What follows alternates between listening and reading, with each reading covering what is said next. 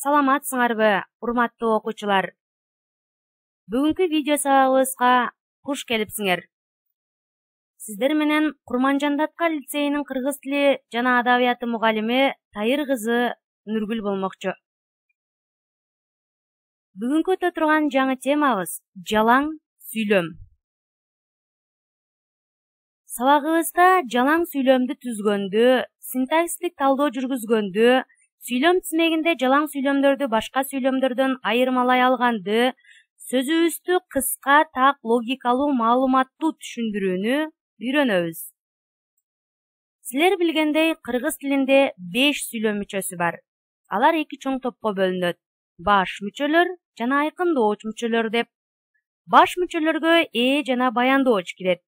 Айкындооч мүчөлөргө аныктооч, толуктооч, бышыктооч кирет. Бүгүнкү теманы өтөөрдөн мурунку өтүлгөн темаларды кайрадан эсиңерге салгым келип турат. Силер билгендей, сүйлөм айтылыш максатына карай 4кө бөлүнөт: буйрук сүйлөм, жай сүйлөм, суроолуу сүйлөм, илептүү сүйлөм деп. Айкындооч мүчөлөрдүн катышына карай 2 чоң топко бөлүнөт: жалаң сүйлөм жана жайылма сүйлөм деп. Жалаң сүйлөм менен баяндооштон гана турат. Башкача айтканда, жалаң сүйлөмдүн курамы баш мүчөлөрдөн гана турат. Мисалы, жамгыр жаады. Жамгыр эмне кылды? Жаады. Жаады баяндооч, жөнөкөй баяндооч, этиштик баяндооч. Эмне жаады? Жамгыр. Менен баяндооштон гана тургандыктан бул жалаң сүйлөм деп аталат. Сабак башталды. Сабак эмне кылды? Башталды баяндоочу. Эмне башталды? Сабак. Бул дагы эрежеге ылайык менен баяндооштон гана тургандыктан жалаң сүйлөмгө кирет. Өз алдыбызча иштейбиз. 2 бөлүктөгү сөздөрдү байланыштыруу менен жалаң сүйлөм түзөбүз. Силер көрүп тургандай, көк түс менен белгиленген сөздөрдү байланыштырып, жалаң сүйлөм түздүк. Китеп кызыктуу. Кызыктуу деген, силер билесиңер окуучуларым, бул атооштук баяндооч.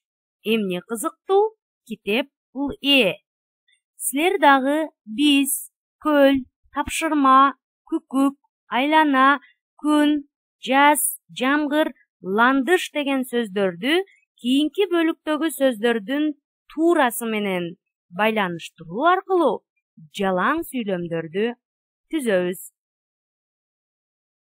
5-чи кадамда силер бир топ сөздөрдү көрүп турасыңар. Мына ушул сөздөргө дагы бир башка сөздү жалгоо менен жалаң сүйлөмдөрдү түзүп, оозеки иштейбиз. Силер кийинки көнүгүүлөрдү иштөөңөргө өбөлгө болуш үчүн оозеки иштеп жатканда абдан экранга жакын келип көңүл буруп тургула. Кыш келди, мектеп башталды, окуучу сүйлөдү, Асан сыйланды, ырчы ырдады, ата-эне кубанды, газета окуйбуз, Асан шамдагай, спорт кызыктуу, мезгил шашты, жумуш башталды, экскурсия кызыктуу, журнал ачылды, буудай сапырылды, ысык көл толкуду, топурагы алтын, ден соолук байлык, жүрөк күшүдү, мугалим сүйлөдү, сабак башталды, жылдыздар жымыңдайт, бийчи бийлейт, жайлоо кызыктуу, кар жаады, арча картайбайт, карагай өстүрдүк, ай чыкты, жамгыр жаады, бака сайрады, жылан сойлоду. Көрдүңөрбү балдар? Биз бир канча сөздөргө жардамчы сөздөрдү улоо аркылуу бир канча жалаң сүйлөмдөрдү түзө алдык. 6-чы кадамда силерге бир топ сүйлөмдөр берилген. Мына ушул сүйлөмдөрдүн ичинен жалаң сүйлөмдөрдү таап, көчүрүп жазабыз. Мисалы, үлгүдө момун тарынбайт деп турат. Момун эмне кылбайт? Тарынбайт. Баяндоочу: ким тарынбайт? Момун ээси.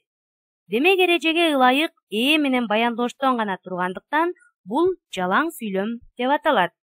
Силер дагы калган сүйлөмдөрдүн ичинен жалаң сүйлөмдөрдү терип жазгыла. Нелерди көрүп турасыңар? Албетте.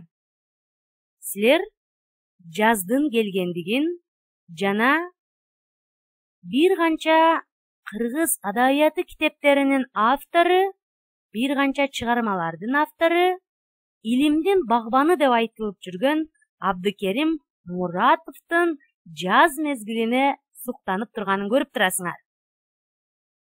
Жаз мезгили кимдерге гана жакпайт? Себеби айлана жап-жашыл, аба таза. Анда силердин маанайыңарды көтөрүү максатында көктөм деген ырды окуп бермекчимин. Жаз келип, гүлдөр жайнап, алма-бак бүчүр байлап, жел жүрөт булут калкып, күн күлөт нуру жаркып, аскалар шиштей учтуу, корооголот жылдар жыттуу, жер жашыл, асман көпкөк, ар кайсы гүлдөр ак көк. Ыр жактыбы достор? Силерге ыр жаккан болсо, сүйлөмдөн жалаң сүйлөмдөрдү таап, ага синтаксистик талдоо жүргүзгүлө. Мисалы, жаз келип, жаз эмне кылып, келип баяндоочу, эмне келип, жаз ээси. Силер дагы үлгүдөгүдөй иштегиле. Кадырман окуучуларым, силер доскадан, экрандан ууру байыбайт, оозуңган утат, кыз конок деген макалдарды көрүп турасыңар. Бул макалдар албетте жалаң сүйлөм. Себеби баяндооштон гана түзүлгөн. Ууру эмне кылбайт? Байыбайт баяндоочу, ким байыбайт? Ууру ээси. Бул макалдардын лексикалык маанисине токтоло кетсек, кимдир бирөөнүн ак эмгеги менен тапкан байлыгына руксатсыз кол тийгизип уурдап алсак, ал эч качан бизге буйрубайт. Ошондуктан бирөөнүн буюмдарын руксатсыз албашыбыз керек. Оозуңган утат. Ар дайым бир нерселерди билгенге, аларды окуганга, окуган нерсеңди кимдир бирөөгө айтып бергенге үйрөн. Анткени сен көп билсең, көп ийгиликке жетесиң. Мына ошол мезгилде оозуңган утат деп айтат. Ал эми кыз конок. Силер эсиңерде, силер билесиңер. Кайсыл учурда сүйлөмдөгө сызыкчанын коюлушун. Биздин баяндооч атооштук болуп келип калган учурда менен баяндооштун ортосуна сызыкча коюлат. Бул жерде конок деген сөз атооштук баяндооч, кыз деген Кыз конок деген макалдын лексикалык маанисине токтоло турган болсок, кыз турмушка аттанып, башка жакка кеткенге чейин ал өзүнүн үйүндө конок катары жашайт. Ал турмушка аттангандан кийин башка бирөөнүн үйүндө жашап калат. Мына ошондуктан кыз убагы келгенде турмушка аттанганда башка жакка кетет. Кыз конок деп айтылып калат. Ал эми кыздар турмушка чыгып кайра үйүнө келгенде дагы ар дайым төрдө отурушат. Кийинки бөлүккө назар салабыз. Силер борбордон Асан деген сөздү көрүп турасыңар. Ага келди деген сөздү жалгоо менен биз жалаң сүйлөм түзө алдык. Асан эмне кылды? Келди баяндоочу, ким келди? Асан. Силер болсо 4 бош бөлүкчөнү көрүп турасыңар. Ушул бөлүкчөгө Асан деген сөздүн жардамында бир канча сөздөрдү жалгаштыруу менен жалаң сүйлөмдөрдү түзгөнгө аракеттенгиле. 9-чу кадамда көп чекиттин ордуна тиешелүү сөздөрдү коюп, жалаң сүйлөмгө айландыргыла дейт. Пайдалануучу сөздөр сүйлөмдөн кийин берилген. Мисалы, уулу деген сөзгө биз пайдалануучу сөздөн чоңойду деген сөздү алып, уулу чоңойду деп жалаң сүйлөм түздүк. Уулу эмне кылды? Чоңойду баяндоочу, кийин чоңойду? Уулу ээси.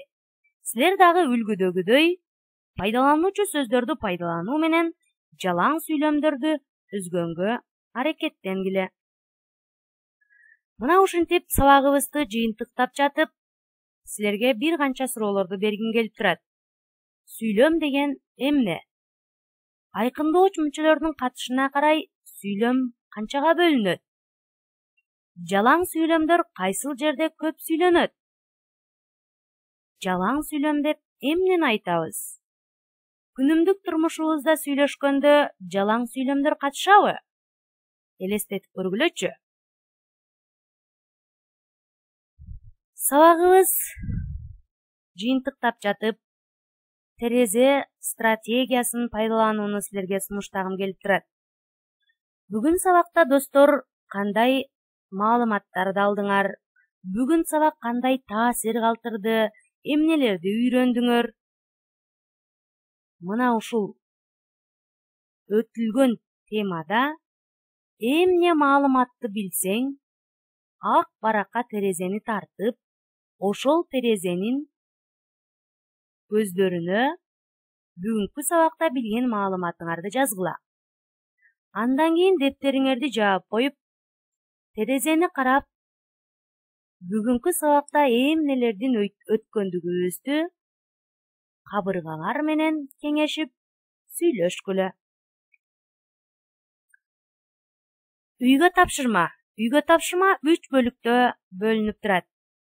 Биринчи бөлүктө бала деген сөзгө кашаанын ичиндеги 3 сөздүн бирин жалгоо менен жалаң сүйлөм түзөбүз. Үлгүдө кызыл түс менен көрсөтүлгөн. Экинчи, төмөнкү баяндооштор менен жалаң сүйлөмдөрдү түзгүлө. Бизге баяндоочу сөздөр берилген, ким эмне, кимдер эмнелер деген суроого жооп берген сөздөрдү жалгоо менен жалаң сүйлөм түзөбүз. Үчүнчү, бизге 6 сүйлөм берилген. Мына ушул сүйлөмдүн баяндоочунун синонимин табабыз. Мисалы, окуучу саламдашты. Саламдашты деген баяндооштун синоними учурашты. Үлгүдөгүдөй калган 6 сүйлөмдү түзөбүз.